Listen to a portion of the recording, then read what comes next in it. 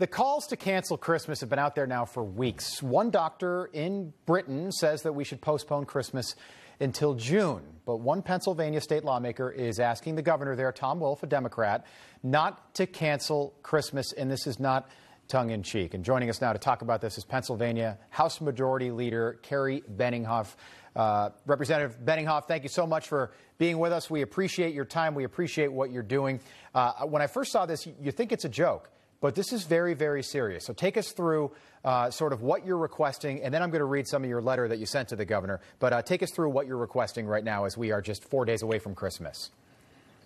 Well, first of all, as we know, Christmas is the spirit of what we believe in, but the whole exercise of Christmas, the experience of Christmas, is family gatherings, time getting together, people exchanging tokens of appreciation and love for each other, whether it's for gift buying or whatever else.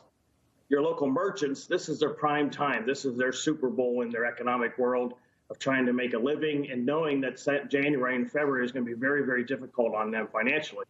So the goal, obviously, was to say we had a tough Thanksgiving.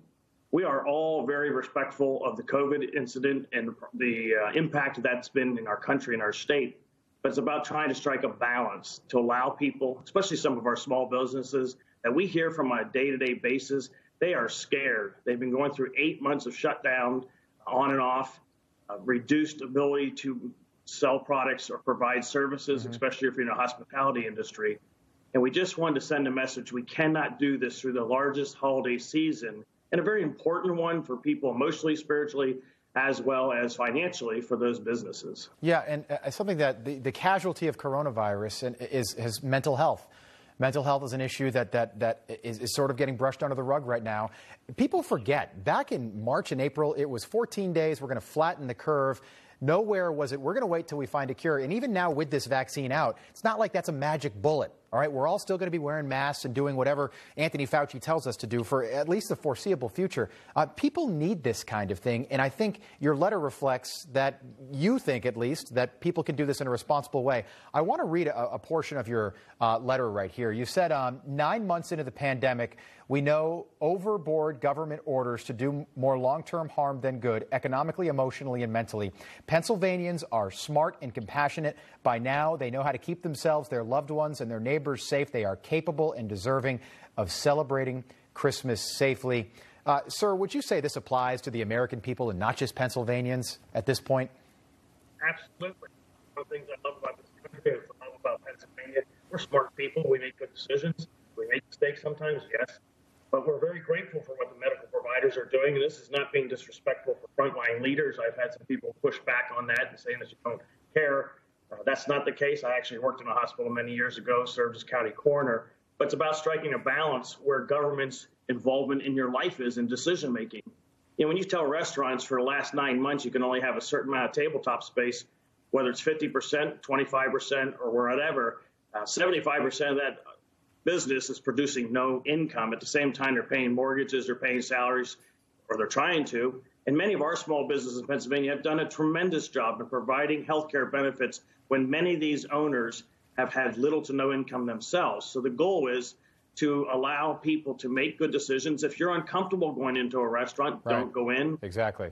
People go to different events. If they don't like smoking or alcohol, they've made these choices throughout their life and chose not to go in there before we had government smoking bans. At this point, it's really a matter of striking a balance, keeping our economy going or trying to bring it back up because it's taken a tremendous hit.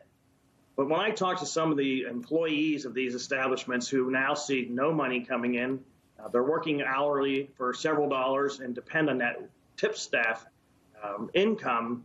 This is devastating at a time where some of them still need to pay the property taxes for a couple $1,000s. They're trying to have some realm of Christmas within their own families and their own lifestyle. And the fear of not having a job subsequently is very, very frightful. And many of our small businesses have said to me, I just don't know if I'll be here in 2021. Yeah, and stimulus, you know, it's nice to have a stimulus deal done this morning. It'll be on the president's desk today, but it doesn't go far enough. I mean, people have lost their livelihoods, their careers, their savings. I've got to ask you, what sort of response have you gotten from the governor there in Pennsylvania? Well, you know, I asked the question, what are we going to do in January, after January 4th? And he said, well, we'll reassess where we are number-wise. And again, we are not unempathetic to the COVID virus. I'm very astute to that. Yep. We are practicing all the social distancing, the CDC guidelines, which I think many of the businesses are. I was actually thinking about this morning. Why not give the businesses options if they want to do temperature checks or some other type of measure in addition to the many things that they've done, whether the many restaurants have put up dividers, many of them have canceled different venues, but they've also changed the layout of their restaurants. Give them these options, and we as free Americans, free Pennsylvanians, can go in and decide whether we want to go to that establishment, whether it's for the menu, whether it's for the entertainment, or whether or not they have enough protections in there. Smart people make good decisions, and I believe most Pennsylvanians and Americans can do that without crushing these small businesses. At the end of the day, to your question on the stimulus, you think about it. I was thinking about this morning.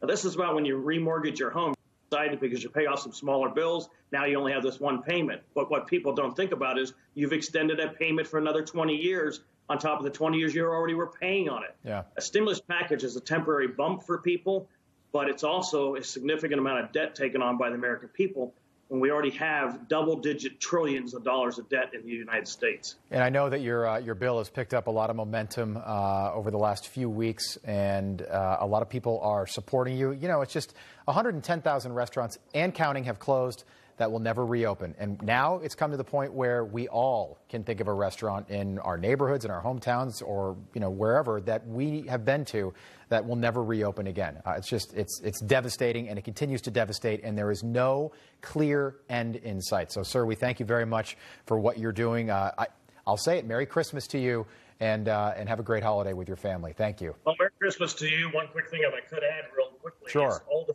is the trickle-down business from that. It's not just about restaurants, but the hospitality industry as a whole. Mm-hmm. Those who provide the dry cleaning for all the tablecloths, napkins, the food suppliers, our farmers who have seen a significant decrease because our schools aren't open, and utilization of milk and cheeses and everything else. This is a trickle-down effect massively to many small businesses, not just restaurants and the hospitality industry, but many, many small businesses that will not be there in 2021, and I'm very fearful of that. So I wish you a Merry Christmas, too. I understand that Christmas and the spirit that's in our heart, but I pray for those individuals that are struggling and wondering where their next paycheck will be. Thank you. That is Kerry Benninghoff there. We appreciate your time this